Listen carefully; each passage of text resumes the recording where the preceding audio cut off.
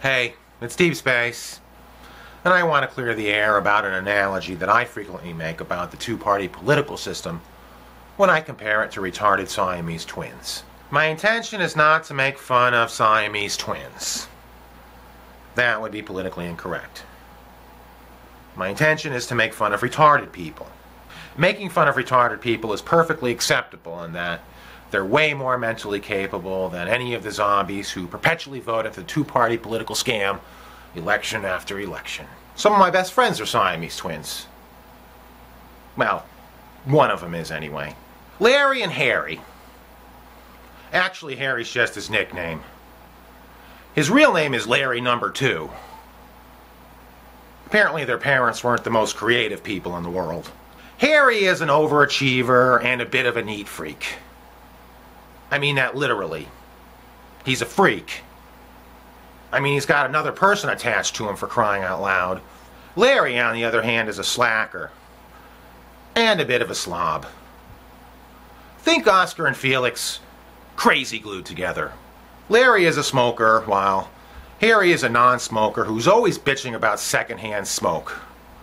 Which is moot, because it's the first-hand smoke that he really needs to be concerned about. Larry's a fun guy to party with. He can drink all night. Good old Larry. But Harry, on the other hand, will only have an occasional glass of wine every now and then, and on special occasions. Normally you'd think Harry would make for a reliable standby driver for Larry, but unfortunately he's on the right. But if either one of them ever moves to Europe or some other place where the steering wheel is on the right, Harry would make for a reliable standby designated driver for Skid Row Larry.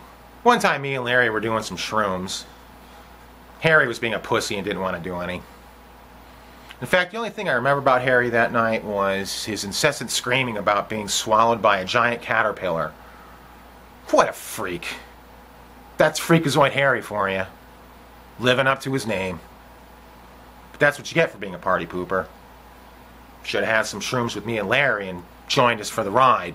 Anyway, the weirdest part of the night was when I was gazing intensely into a reflection of Harry and Larry in a mirror, thinking that they were each other. Very strange indeed. But that's not the first time that's happened. Ironically, I'm dyslexic and frequently confuse them for each other. Ironically, Harry is also dyslexic and frequently thinks he's Larry. Yeah, right. He wishes. What a freak. Larry doesn't have a girlfriend. Basically because Harry is a freak and keeps screwing it up for him. I don't know if they masturbate. I try not to think about things like that, but I sure hope not. Because they share a common penis, that would not only be gay, but also incestual. Gives me the creeps just thinking about it. But it certainly gives a whole new meaning to the term multiple orgasms. Harry is a Christian, and Larry doesn't believe in God. So I'm of the opinion that if there is a God, they're going to cancel each other out and end up in purgatory. But who the hell knows? Anyway, having watched all the hardships that Siamese twins have to endure day in and day out, I'd have to say it's a tough life. The only silver lining that I can find is that when they die, their family gets a 2-for-1 deal on funeral costs.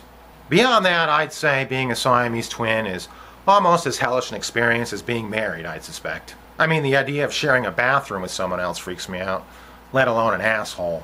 And like all married couples, Harry and Larry argue a lot. But ironically, one thing that they adamantly agree upon is that the unified field theory is pure, unadulterated bullshit. From the deepest corners of deepest space, deep space, end transmission.